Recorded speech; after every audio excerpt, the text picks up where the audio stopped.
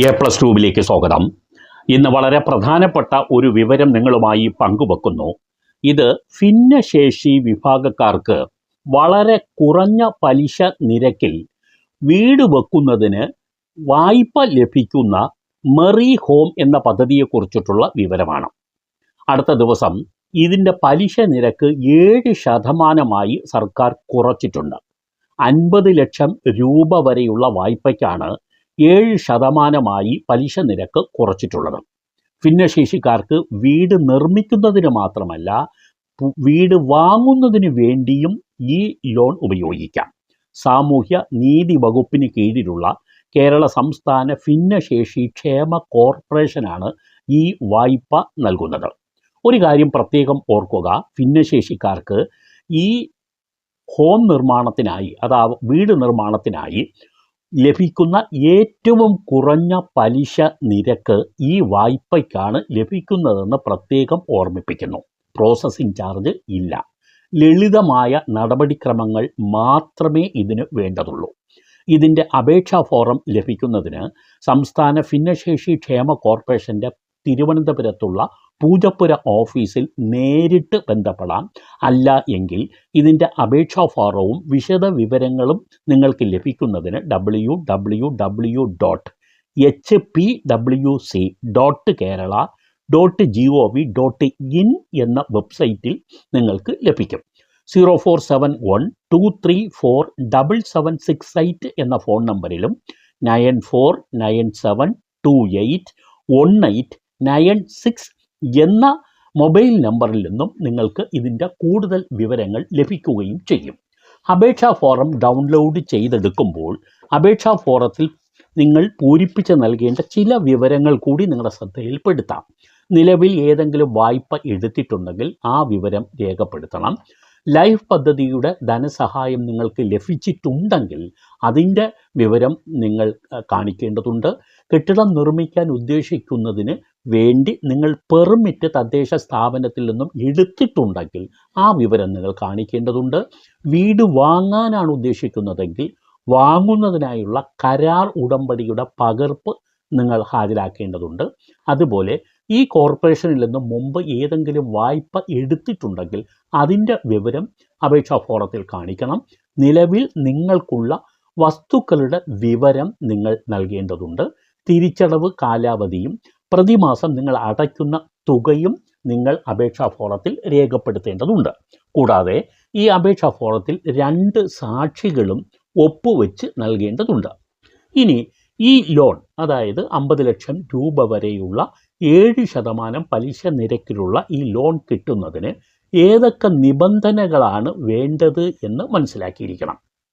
ഇതിന് വേണ്ടി 40% അതിനു മുകളിലോ ഭിന്നശേഷി ഉള്ളവരും കേരളത്തിൽ സ്ഥിര താമസം ഉള്ളവരായ ഇന്ത്യൻ പൗരന്മാരായിരിക്കണം.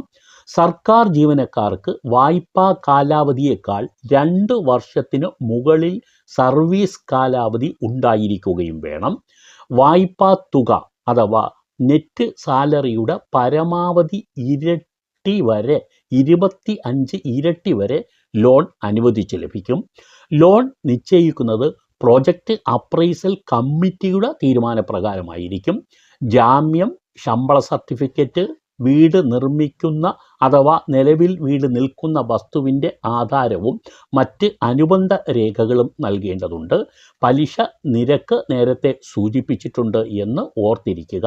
5 ലക്ഷം രൂപ വരെ 6%, അതിനു മുകളിൽ 50 ലക്ഷം വരെ 7% പലിശ നിരക്ക്. 5 ലക്ഷം രൂപ വരെ ലോൺ തുകയുടെ 5%, 5 ലക്ഷത്തിന് മുകളിൽ ലോൺ തുകയുടെ വസ്തു മാത്രം വാങ്ങുന്നതിന് വായ്പ അനുവദിക്കുന്നതല്ല. മറ്റൊരു വിവരം, സ്വയം തൊഴിൽ ചെയ്യുന്നവർ സ്വന്തമായി വരുമാനം ഉള്ളവരാകണം. ആയതിന് വില്ലേജ് ഓഫീസറുടെ വരുമാന സർട്ടിഫിക്കറ്റ്, മറ്റ് സെക്യൂരിറ്റി രേഖകൾ എന്നിവ നൽകേണ്ടതുണ്ട്. വീട് നിർമ്മിക്കുന്ന വസ്തു സ്വന്തം പേരിൽ ഉള്ളതും യാതൊരുവിധ ബാധ്യതകളില്ലാത്തതുമാകണം. വീട് വാങ്ങുകയാണെങ്കിൽ വസ്തു ഉടമയും അപേക്ഷകനും ഒപ്പിട്ട കരാറിൻ്റെ പകർപ്പ് നിങ്ങൾ ഹാജരാക്കണം. ഈ വീടും വസ്തുവും കോർപ്പറേഷനിൽ നിങ്ങൾ മോർട്ട്ഗേജ് ചെയ്യേണ്ടതുമുണ്ട്. അപേക്ഷയോടൊപ്പം ഏതെല്ലാം രേഖകളാണ് നൽകേണ്ടത് എന്ന് ഇനി പറയുന്നു. മെഡിക്കൽ ബോർഡിൽ നിന്നും 40% കുറയാത്ത ഭിന്നശേഷിത്വ സർട്ടിഫിക്കറ്റ് നൽകേണ്ടതുണ്ട്. UDID കാർഡ് അതിൻ്റെ രസീതിൻ്റെ കോപ്പി നിങ്ങൾ നൽകണം.